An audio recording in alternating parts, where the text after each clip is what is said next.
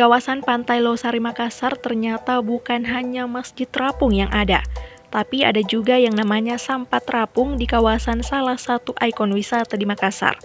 Beginilah penampakan sampah yang mengapung di kawasan wisata Pantai Losari Makassar, Sulawesi Selatan. Sampah yang mengapung kebanyakan berbahan plastik. Bahkan terdapat juga sebuah kasur yang mengapung di kawasan pantai salah satu ikon Makassar itu.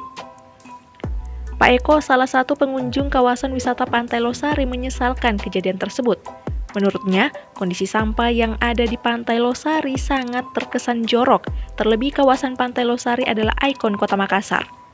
Pak Eko berharap pemerintah kota Makassar benar-benar memperhatikan kebersihan kawasan wisata Pantai Losari. Kalau saya sih sebenarnya kalau sebagai pengunjung yang selama ini mungkin karena kondisi COVID ya, tapi baru kali ini saya kembali lagi di sini, baru bener ini. Ya kalau situasinya sampah ya sangat jorok sekali gitu. Ya ini yang membuat mungkin sebagai pengunjung merasa seperti apa ya, kok tidak ada koordinasi untuk kebersihannya gitu. Jadi pemandangannya juga akan jelek. Ini kan ikon Makassar gitu ya.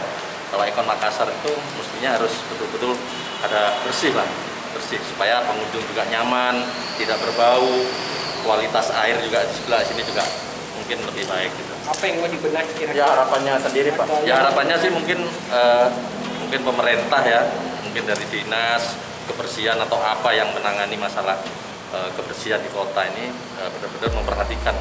Mungkin setiap hari ada petugas yang bisa membersihkan supaya juga dari pengunjung ini juga nyaman lah bermain atau mengajak keluarga di Losari.